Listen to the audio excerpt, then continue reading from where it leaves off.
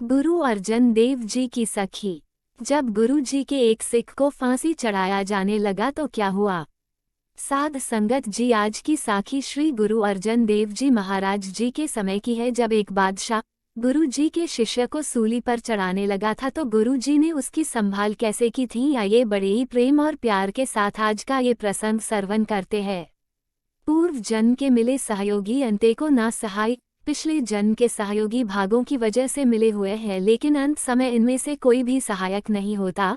सहयोगी ज्योतिष नस्तरों के मेल के शुभ अशुभ असर माने हैं और ये मुहावरा सहयोगी सहयोगा के साथ वहां से बना है। जीवन के अंतकाल कोई किसी का सहायक नहीं है।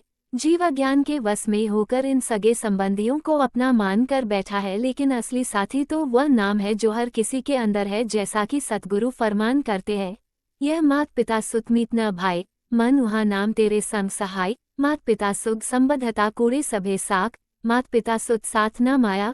साध संगत जी, इतिहास में इस तुक पर आधारित साखी संत माधो दास जी की आती है। श्री गुरु अर्जन देव जी के करनी और कथनी के पूरे सिखों में से सोड़ी खानदान से एक संत माधो दास जी हुए हैं। इनको प्रचार करने के लिए सतगुरु ने कश्मीर का इलाका दिया। यहाँ पर इनकी करनी और कथनी के प्रभाव के कारण सभी लोग इनका सम्मान करते थे। गुरमत विचार सुनकर संगत लाभ उठाती थी। कश्मीर के एक सेठ के 4 पुत्रों में से उसका चौथा पुत्र संतों का मिलापी था। संत माधो दास जी का संगी होकर अपना अधिक समय सेवा सिमरन और सत्संग में बिताने लगा। कथा में ऐसा नेम परपक किया कि कथा की समाप्ति की अरदास के बाद ही घर जा आया करे। तो एक दिन कोई बड़ी चोरी हो गई, जिसके कारण बादशाह ने हुक्म दिया कि अगर कोई प्रजा में से आधी रात को घूमता हुआ दिखाई दिया तो बिना कोई कारण सुने उसे चोर समझकर सूली के ऊपर चढ़ा दिया जाएगा। तो संगत ने बेनती की कि संत जी राजे ने ऐलान कर दिया है कि कोई भी रात को बाहर दिखाई दिया तो उसे सूली पर चढ़ा दिया जाएगा, तो कृपया आप कथा को 10 बजे से पहले समाप्त करने की कृपालता करें। जी महापुरुषों ने संगत की बेनती स्वीकार कर कथा की समाप्ति 10 बजे करनी शुरू कर दी। तो एक दिन महापुरुषों को कथा में इतना रस आया कि कथा की समाप्ति का समय याद न रहा। तो जब समय ज्यादा हो गया तो कुछ संगत बादशाह के डर के कारण उठकर चल पड़ी, लेकिन महापुरुष आंखें बंद कर कथा करते रहे। लेकिन वह सेठ का लड़का बैठा रहा। तो जब महापुरुषों ने आंखें खोली तो उन्होंने देखा कि सभी उठकर चले गए, लेकिन ये लड़का नहीं गया।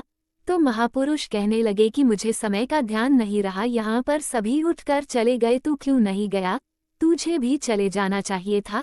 तो वह लड़का कहने लगा कि महाराज जी, अगर मैं उठकर चले जाता तो मेरे सरोतेपन को लाज लगनी थी, दूसरा मेरा नियम टूट जाना था, और तीसरा कथा का निरंतर होना था कि एक भी सरोता नहीं रहा, जिसके कारण गुरु जी की खुशियां नहीं होनी थी। और अंतिम वह कहने लगा कि मैं कथा का रस छोड़कर जा नहीं पाया। ऐसा करने से बेशक राजे के नियमों की उल्लंघना हुई है, पर मुझे खुशी हुई है कि मैंने गुरु जी का हुक्म माना है। तो ये सुनकर महापुरुषों के अंदर से असीस निकली कि बच्चा तेरा गुरु राखा। तो ये बच्चा जब घर जाने लगा तो आधी रात होने के कारण सिपाहियों ने पकड़ लिया।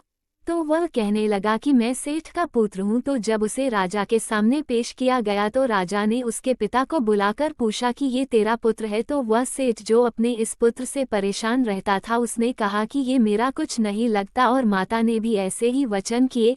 पुत्र, स्त्री और भाई ने भी देखा कि ये सिपाहियों द्वारा पकड़ा गया है। तो ऐसी स्थिति को देखकर सभी मुकर गए कि ये हमारा कुछ नहीं लगता है, और वो सभी बादशाह के हुक्म से डरे हुए थे। तो बादशाह ने उसे सूली चढ़ाने से पहले कहा कि तुझे कोई और मिलने वाला या कोई सफाई देने वाला है। तो उसने जवाब दिया कि संत माधो दास उस जगह पर रहते हैं। तो राजा के हुक्म से संत माधो दास जी को बुलाया गया। तो राजा ने संत माधो दास जी से पूछा कि ये आपका कुछ लगता है। तो ये सुनकर संत माधो दास जी कहने लगे कि इसे हमारा चेला कहो, पुत्र कहो, सत्संगी कहो, मेरा सब कुछ ही है। तो बादशाह ने संत माधो दास जी को कहा कि हे संत जी, मेरे हुक्म के अनुसार ये आधी रात को बाहर घूमता पाया गया है। आधी रात को भला कौन सा सत्संग हो रहा था, इसलिए मैं इसे सूली पर चढ़ाने लगा हूँ। तो ये सुनकर संत माधो दास जी कहने लगे कि बादशाह समझकर ये चोर नहीं बेगुनाह है, और उन्होंने कहा कि अगर आधी रात को बाहर जाना बेगुनाह है तो इसकी सजा मुझे दो, क्योंकि अगर मैं कथा की समाप्ति जल्दी कर देता तो इसने समय सिर अपने घर होना था। अब इसकी ये दुर्दशा मेरे कारण हुई है, इसकी सजा मुझे मिलनी चाहिए। तो बादशाह अहंकार में आकर कहने लगा कि ये संत जी, आपने इसको बचाने का ये उपाय निकाला है क्योंकि आपको पता है कि बादशाह ने संतों को सूली पर नहीं चढ़ाना, क्योंकि ऐसा करने से बादशाह की सभी जगह बदनामी होगी। और बादशाह कहने लगा कि कहीं आपकी भी इसके साथ हिसापति तो नहीं, लेकिन अब मैं इसे सूली पर चढ़ाने लगा हूँ, अगर आप इसे बचा सकते हो तो बचा ले। तो महात्मा ने कहा कि मैंने इसे क्या बचाना है, इसकी संभाल तो श्री गुरु अर्जन देव जी ही करेंगे जिनकी वाणी के साथ ये जुड़ा हुआ है। तो बादशाह ने अहंकार में आकर कहा कि इसे न तो तेरा गुरु बचा सकता है और न ही तू बचा सकता है। तो बादशाह के हुक्म के अनुसार जलाद लकड़ी की सूली पर उसे चढ़ाने लगे। तो संत माधो दास जी ने आंखें बंद कर श्री गुरु अर्जन देव जी महाराज जी के चरणों में अरदास की, तो उस सूखी लकड़ी में से हरी लगने निकलकर धरती पर आ लगी और लड़के को कुछ भी नहीं हुआ।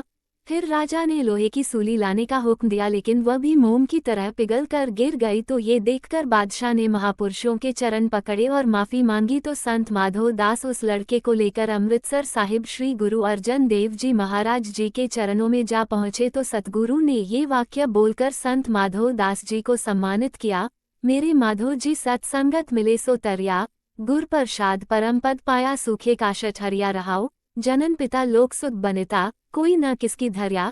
तो सतगुरु का ये उपदेश सुनकर उस लड़के को ज्ञान हो गया कि इस संसार में माता पिता, स्त्री, पुत्र और सगे संबंधी किसी का कोई नहीं है। तो उसके हृदय में से मोह दूर हो गया और ज्ञान की प्राप्ति हो गई। तो इस तरह सतगुरु जी इन पंक्तियों के माध्यम से समझा रहे हैं कि अंतिम समय किसी ने भी किसी तरह की सहायता नहीं करनी, विपदा पड़ने पर ये तो जीवित रहते ही साथ छोड़ जाते हैं। इसलिए सतगुरु जी कहते हैं कि ये तो पूर्वले जन्मों के सहयोगी मिले हैं, अंतिम समय कोई सहायता नहीं करता। साध संगत जी, आज के प्रसंग की यहीं पर समाप्ति होती है जी।